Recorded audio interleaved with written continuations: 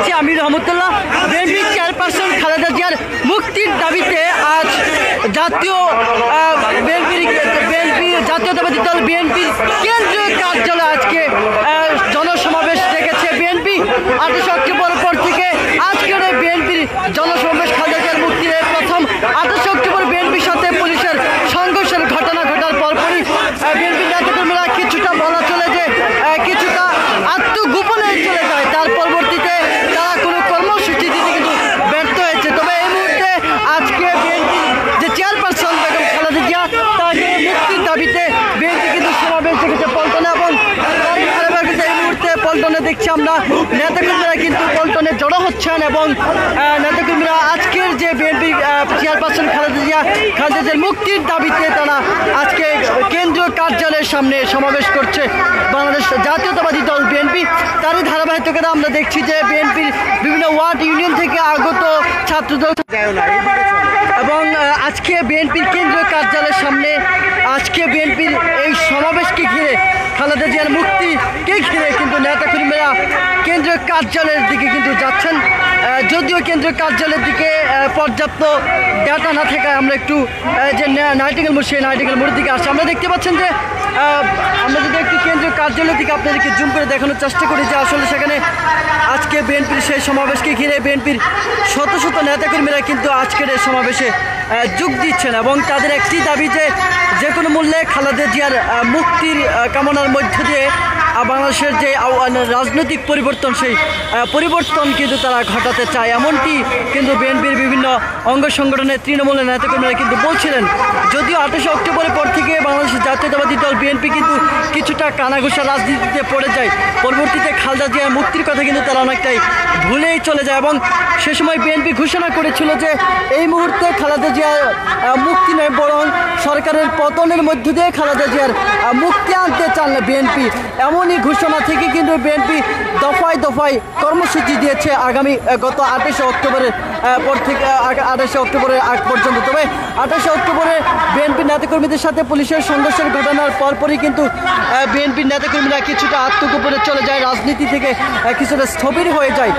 এবং আমরা যদি আপনাদেরকে একটু তথ্য দিয়ে জেনে রাখি যে বিএনপির যে ঢাকা মহানগর উত্তর এবং দক্ষিণ এই মুহূর্তে বিএনপির ঢাকা উত্তর এবং মহানগর দক্ষিণের যে কার্যক্রম সেই কার্যক্রমের যে স্থবিরতা সেটির দিকে খেয়াল করুন। রাজনীতিতে নিষ্ক্রিয় হওয়ার কারণে কিন্তু বিএনপি ঢাকা মহানগর উত্তর এবং দক্ষিণের কমিটিকে বাতিল করে দিয়েছে কেন্দ্রীয় বিএনপি এবং সেটি কিন্তু এখনও তারা সেই নতুন কমিটি এখনও দেয়নি। তবে তারা বলছেন যে খুব শীঘ্রই সেই নতুন কমিটি দেওয়া হবে এবং আন্দোলনের গতিকে বাড়ানোর জন্যই বিএনপি এমন সিদ্ধান্ত নিয়েছে কেন্দ্রীয় বিএনপি।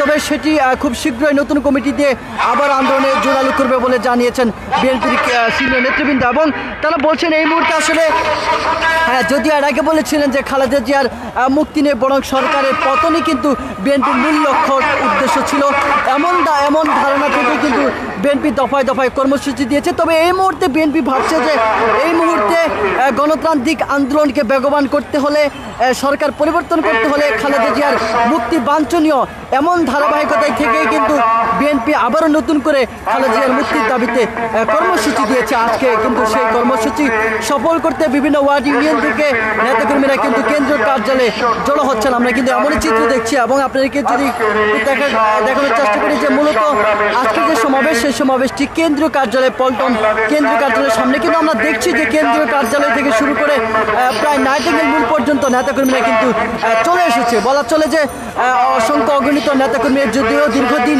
ক্ষমতার বাইরে রয়েছে রাজনৈতিক দলটি, তারপরেও নেতাকর্মীরা যেভাবে আজকে কেন্দ্রীয় কার্যালয়ে অবস্থান নিয়েছে বলাই চলে এখনও বিএনপির নেতাকর্মীদের ভিতরে কিন্তু সেই রাজনৈতিক যে অবস্থান সেটি কিন্তু এখনও চাঙ্গা বিরাজ করছে। যদিও দীর্ঘদিন যাবৎ ক্ষমতার বাইরে রয়েছে রাজনৈতিক দলটি। আমরা এই মুহূর্তে সরাসরি সরাসরি পল্টন থেকে আমরা যুক্ত রেখেছি আপনাদেরকে যেমনটি দেখানোর চেষ্টা করছি দর্শক।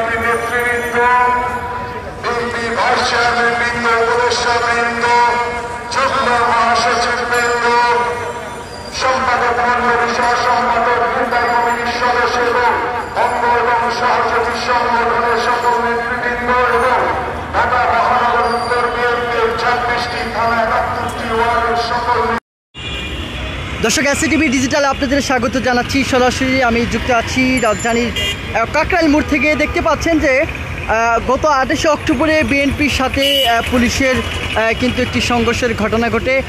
তার পরপরই কিন্তু বিএনপি দীর্ঘদিন যাবৎ তাদের যে সেই রাজনৈতিক স্থবিরতা আসে। আজকে বিএনপি বেগম খালেদা জিয়া, তাদের যে বিএনপি চেয়ারপারসন খালেদা জিয়া মুক্তির দাবিতে পল্টনে তারা কিন্তু কর্মসূচি দিয়েছে এই রাজনৈতিক দলটি, এবং সেই কর্মসূচিকে ঘিরে আজকে পল্টনে যদিও কর্মসূচি রয়েছে বিএনপির সমাবেশ, সেই সমাবেশকে ঘিরে আজকে কাকরাইল মোড় থেকে শুরু করে আশেপাশে যে সকল গুরুত্বপূর্ণ পয়েন্টগুলো রয়েছে সেই সকল গুরুত্বপূর্ণ পয়েন্টগুলোতে কিন্তু কড়া নিরাপত্তা জোরদার করেছে ঢাকা মেট্রোপলিটন পুলিশ। তারই ধারাবাহিকতা আজকে দেখতে পাচ্ছেন যে এই মুহূর্তে কাকরাইল মোড় যেটি রয়েছে সেই কাকরাইল মোড়েও কিন্তু পুলিশের নিরাপত্তা রয়েছে, এবং সেই সাথে পুলিশ কিন্তু যাতে কোনো ধরনের অপ্রীতিকর ঘটনা না ঘটে, অস্থিতিশীল কোনো পরিস্থিতি তৈরি না হয় সে কারণে পুলিশ কিন্তু নাইটিঙ্গেল মোড় এবং কাকরাইল মোড় এবং আশেপাশে পল্টন মোড় থেকে শুরু করে গুরুত্বপূর্ণ যে সকল পয়েন্টগুলো রয়েছে সেই সকল পয়েন্টগুলোতে কড়া নিরাপত্তা দিয়ে রেখেছেন পুলিশ, যাতে কোনো ধরনের অস্থিতিশীল এবং অপ্রীতিকর কোনো ঘটনা না ঘটে। আজকে আমরা এই মুহূর্তে রয়েছি রাজধানীর কাকরাইল মোড়ে। দেখতে পাচ্ছেন কাকরাইল মোড়ে বিএনপির যেই পল্টন কেন্দ্রীয় কার্যালয়, সেই কেন্দ্রীয় কার্যালয়ে বিএনপির সমাবেশ হয়েছে। সেই সমাবেশে তারা বলতে চায় যে বিএনপির যে চেয়ারপারসন খালেদা জিয়া, সেই খালেদা জিয়া মুক্তির দাবিতে আজকে তাদের এই সমাবেশ। সেই সমাবেশে পল্টন সমাবেশকে ঘিরে বিভিন্ন ওয়ার্ড ইউনিয়ন থেকে নেতাকর্মীরা কিন্তু যুক্ত হয়েছে, এবং সেই সাথে পাশে যেটি আওয়ামী লীগের যেই কেন্দ্রীয় কার্যালয়, সেই আওয়ামী লীগের কেন্দ্রীয় কার্যালয়ে কিন্তু ঢাকা মহানগর দক্ষিণ আওয়ামী লীগের আজকে একটি তাদের যে রজত জয়ন্তী, বিশেষ করে 75 বছরের প্রতিষ্ঠাবার্ষিকী উপলক্ষে আজকে আওয়ামী লীগও কিন্তু সমাবেশ ডেকেছে। সব মিলিয়ে দুই বড় রাজনৈতিক দলের সমাবেশ ঢাকাকে ঘিরে। এদিকে আইন শৃঙ্খলা যাতে কোনো ধরনের অবনতি না ঘটে এবং কোনো ধরনের অপ্রীতিকর ঘটনা না ঘটে, সে কারণে আইন শৃঙ্খলা রক্ষার্থে কিন্তু ঢাকা মেট্রোপলিটন পুলিশের